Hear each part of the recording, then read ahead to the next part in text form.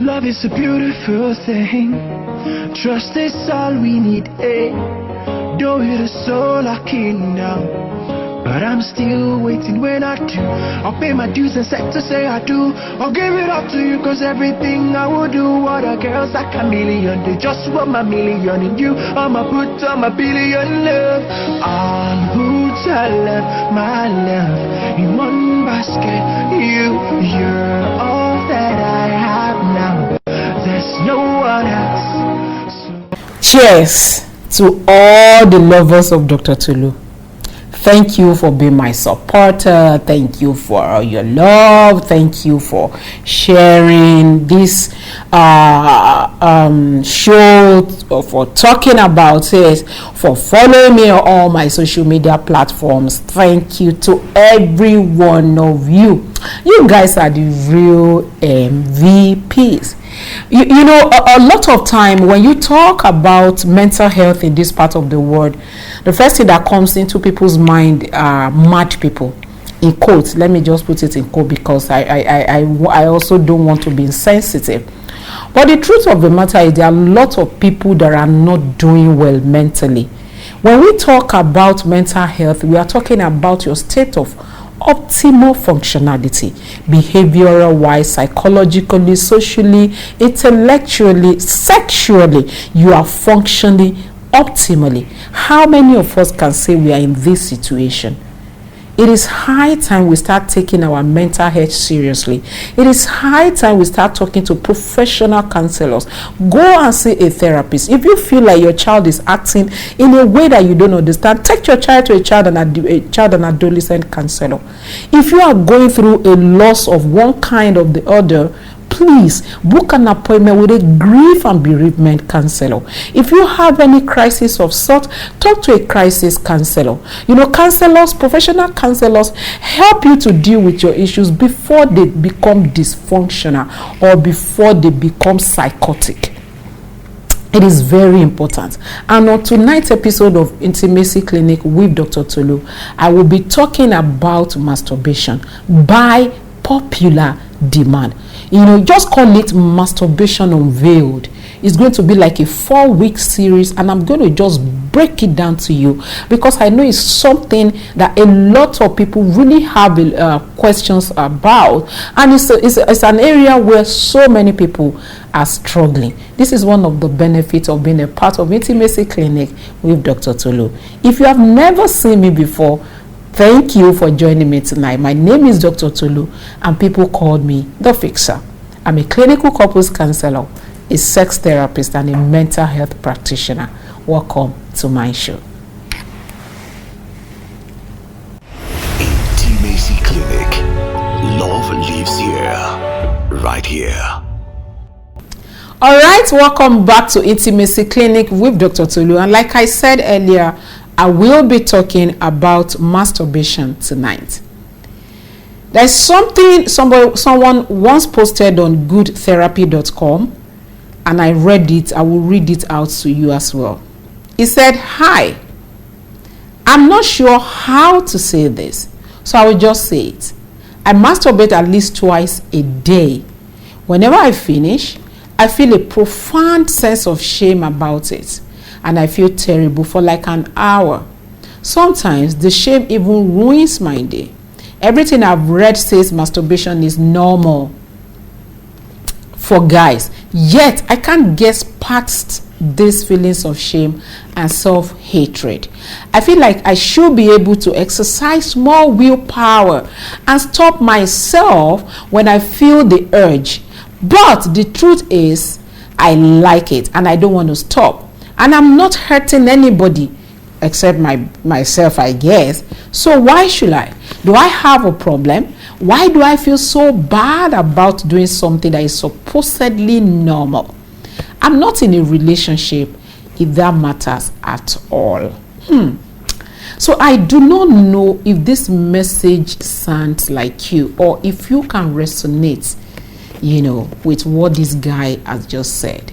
You feel like everything you read online is telling you masturbation is normal. It's no big deal. How come whenever you masturbate, you feel this sense of guilt, this sense of shame, this sense of, you feel like you are useless? Why do you always feel that way? A lot of people have similar story that similar story to this particular guy, and then but at the same time, this thing, something that feels so enjoyable, but it's more like it has taken your willpower away from you. Maybe you follow me on this journey. In fact, call it Masturbation Unveiled. For the next 1 month on this show, Intimacy Clinic with Dr. Tolu, we will be talking about masturbation. Interestingly, about 10 years ago, if you Google masturbation, you will see all sorts of consequences on the internet, like you see something like hair loss, you see something like your palms growing hair, you see something like premature ejaculation, even blindness. A very long list of consequences of masturbation. But recently, in fact, maybe only about 1% of Google results is going to give you any consequence when it comes to masturbation, right? So the world is tending to a situation where what we normally term as dysfunction before is becoming acceptable and something that people can live with. Now, before, masturbation, was regarded as a form of perversion and a sign of mental problem. Even in diagnostic statistical manual, of mental health, you see that this thing was regarded as perversion. But these days, is now normal. It's even regarded as normal. It's regarded as a healthy sexual activity that is pleasant, fulfilling, acceptable, and safe. All right. So people talk about masturbation on radio shows everywhere you go. Even for me, even people send me messages, Now, but one thing about masturbation that I would like to say here is, as human, anything that takes your power away from you is trying to take your ability from being human.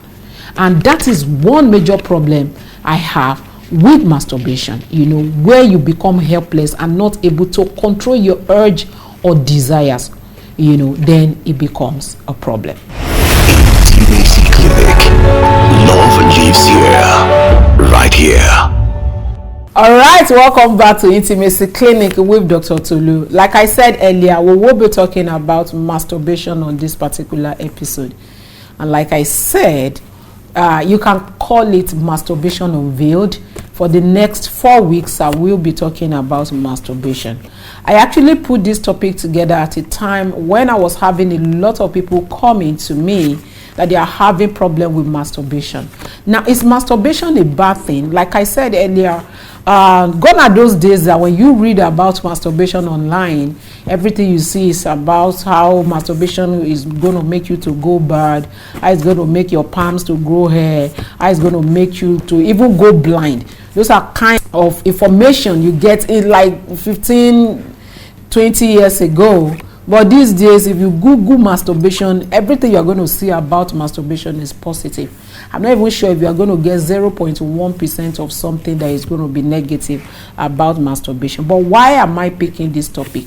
I mean, if we consider our environment and the fact that we are highly cultural, pretentious as well, and of course highly religious, you notice that a lot of people that are, even for people that are using sex toys, you notice that people still use the sex toys and then they go back feeling guilty, feeling bad, feeling terrible. So for a lot of people that you masturbate and then you are feeling bad about yourself, I think you might be very interested in this topic. Okay, according to research, in fact, there are a lot of research about masturbation online, but one popular one says 7 out of 10 men masturbate and 5 out of every 10 women also masturbate. But I actually think the statistic is actually much more than that now, right? So then when we talk about masturbation, people think, oh, it is because you don't have sex partner that you are masturbating. That's not true.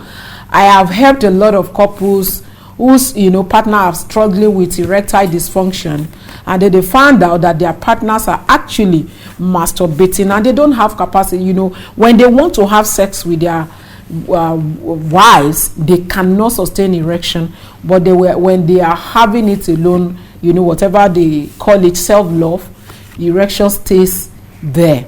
So according to research, married people actually masturbate more than singles. Interestingly, from experience, recently I think I said something online that I think singles are actually having more sex than the married, and I don't think that is far from the truth.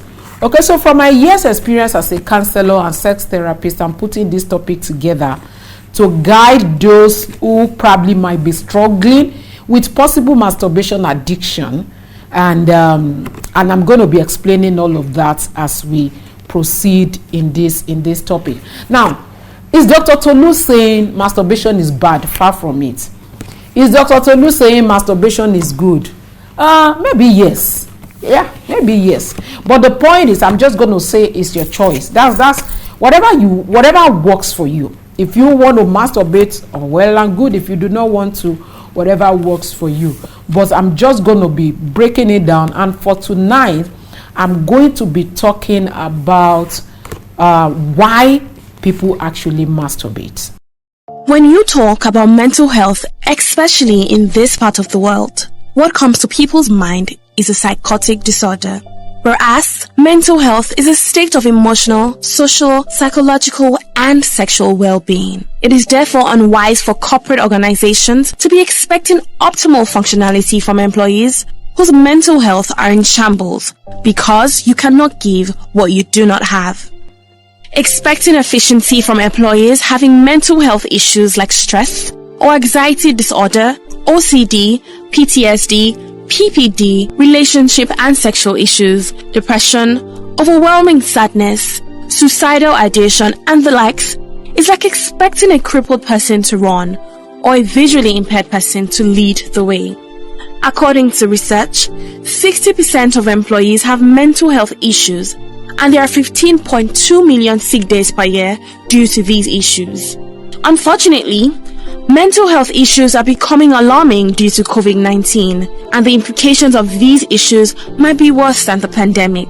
No amount of trainings or motivations offered an employee with mental health issues will lead to improved productivity in the workplace. Following current world best practices in organization settings, the Institute of Counseling in Nigeria is therefore changing the narratives in corporate training by introducing different programs to promote organizational well-being. We have trainings for top management and HR executives, equipping them with the basic counseling skills, as well as MWEP, a retainers program that gives employees access to professional counselors and therapists. We also have CRESOP, which is CRESOP, counseling resolution skills for optimal organizational performance. Wise organizations who have keyed into our programs are seeing amazing results, a well-functioning and happier workforce with improved social relationship skills and increased productivity. We are the Institute of Counseling in Nigeria, exposing the ignorance around mental health and leading the crusade for mental wellness in Africa. There is no health without mental health. For more information, visit www.instituteofcounseling.org, or you can call 0907 151 5089.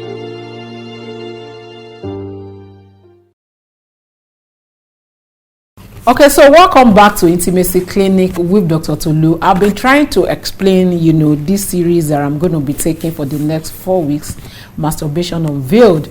So when you talk about masturbation, it's commonly defined as touching one's own body, including sex organs for sexual pleasure. When you do it alone or yourself, it is called masturbation. And when you do it with your partner, some people call it genital masturbation or mutual masturbation.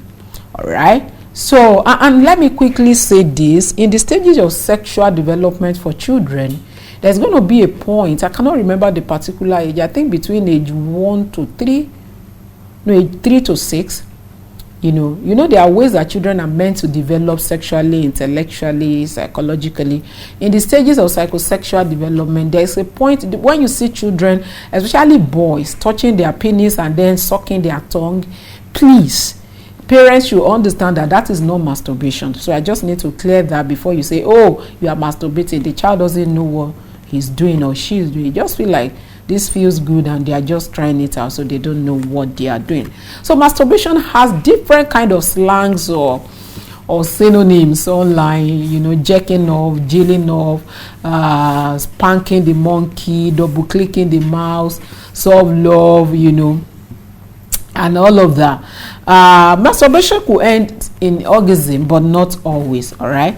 So there's hardly any way you can actually talk about masturbation without talking about pornography, because they go hand in hand. So of course, in a lot of cases, porn is a major trigger for masturbation. So let me quickly talk about why people masturbate.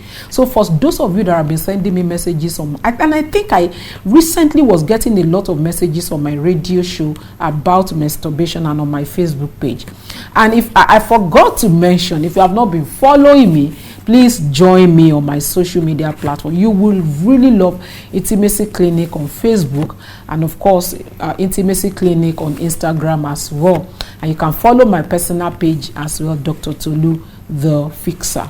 All right. So if you are masturbating, you are struggling with masturbation, and you are the type that is always feeling guilty, you're always hard on yourself, you're always feeling bad. Interestingly, I'm going to be talking about possible consequences of masturbation, and you begin to see that a lot of people could be struggling with low self-esteem, erectile dysfunction, vaginismus as a result of addiction to masturbation. But for tonight, I'm just going to be talking about why people masturbate. Number one is to feel good about oneself. People just want to relax. If you are masturbating, you really don't need another person to make you feel good. So you can take care of yourself and feel good about yourself. Another reason why people masturbate is to relieve sexual tension, right? Especially for the male folks. With the level of testosterone, the men just want to relieve the tension. It's not all the time. Men have a number of erections on a daily basis. No thanks to even all the things that are going on these days, all the bomb and the enlarged breast everywhere. I don't envy the male folks really, because it's actually difficult to look at those things and not get triggered.